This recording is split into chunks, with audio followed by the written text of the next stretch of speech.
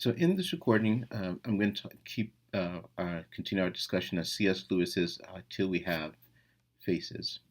And in this recording, I specifically want to focus on the fox and present him as reason in conflict with faith. Now, the fox is a Greek slave, so he was captured in battle, and now he now works for the king. So because he's Greek, the king has him because he's educated as a Greek, the king has him teaching his daughters Redival and Orwell uh, and educating them, right, in Greek culture. So he's going to teach them to read and Greek philosophy and poetry and basically uh, make them sophisticated women, right? And they'll be far more educated than pretty much anyone around. So the fox in this book represents um,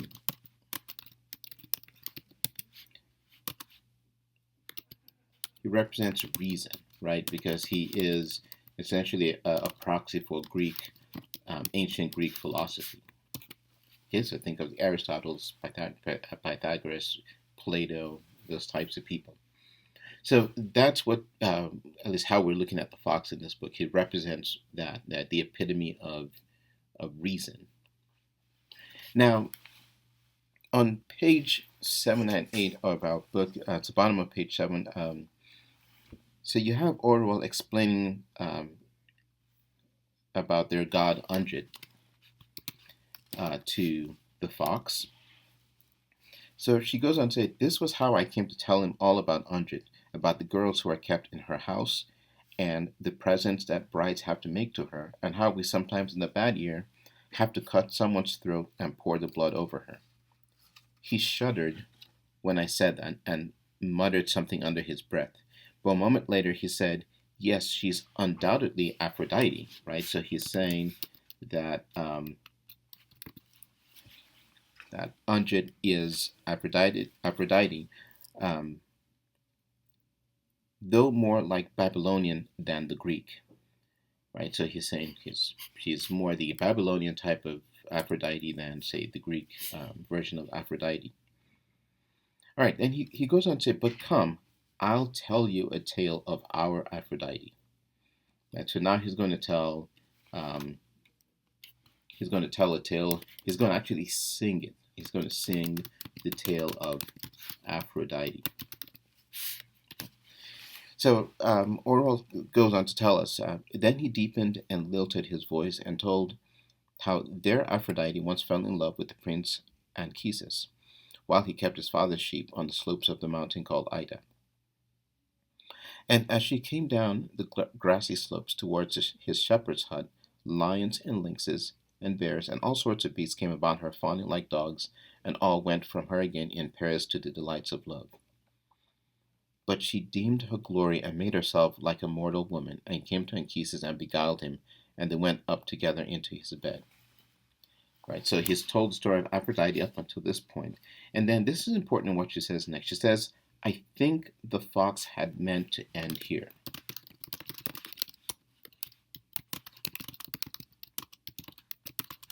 Okay, so she thinks he was singing the story to her, and okay, and he tells about Aphrodite and how she just makes all these animals fall in love, and she beguiles Anchises and has him sleep with her. And she thinks he meant to stop there. But what happens at this point? She says, um, "But the song now had him in its grip." Okay. So this is interesting, right? Is that at this point it seems like he's falling back in some sort of natural instinct. Either he has a strong emotional connection to the song is recalling maybe a memory, childhood memory, or something. But either way, he can't stop, right? He has to keep going because now the song has taken over and it just has him in his grip. So she goes on saying, and he went on to tell what followed, how Anchises woke up from sleep and saw Aphrodite standing in the door of the hut, not now like a mortal, but with the glory.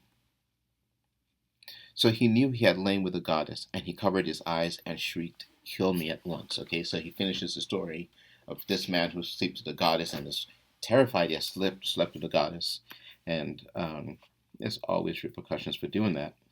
So he screams, "Kill me at once."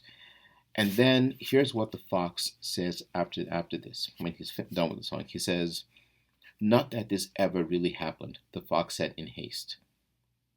Right? You get the sense in which now he's a little embarrassed because he was totally taken up and he has lost his composure. He had completely given into the force of the song again.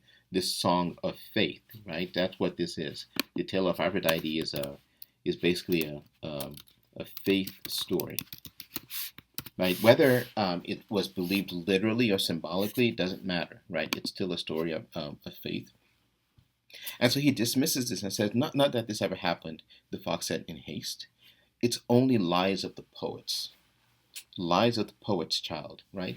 So this is, there's always been this tension between the poets and the philosophers. And the ancient philosophers basically came after the poets, right? So the poets speak these very mysterious things about things that we experience but cannot necessarily express, right?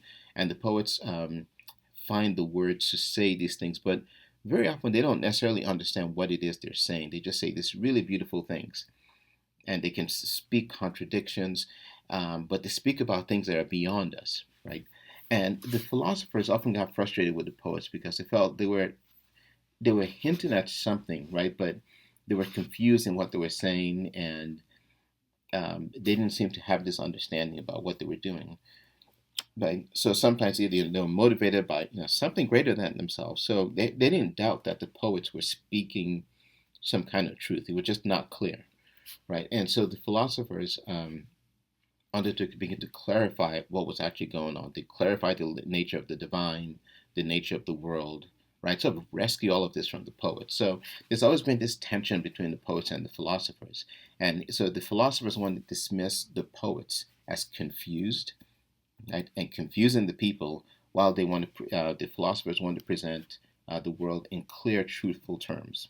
Okay, so we can see here he dismisses this as the lies of the poets, right? And he says it's only lies of poets' child, not in accordance with nature. So we can see what he's saying about reason, right? Essentially, that reason is what is in accordance with nature. All right, so that's sort of the way what he's saying about reason. You can think about this. This is essentially saying reason is speaking with evidence. Right, so you say things because they're logical, right, or because they're evidence. And if you say things because they're logical, that means there's some sort of logical inference you're making based on evidence. Okay, so this for him is reason. But the interesting thing is that even though he tried to dismiss the poets and recover himself, she goes on to say, but he has said enough to let me see that if the goddess was more beautiful in Greece than in Glome, she was equally terrible in each, right? So either way, he fed her faith, right? So we can see the fox he represents this reason in conflict with faith. He wants to elevate reason at the expense of faith, right? And to some degree suppress faith and just give himself over to reason. Now, even though he is elevating reason,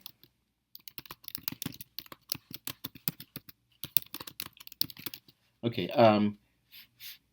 he can still speak about divine things, right? So reason does not dismiss divinity, right? So if we look, for instance, on let's see, on page 28, and they're talking about the gods, right? And this is after Istra has gone out to heal people.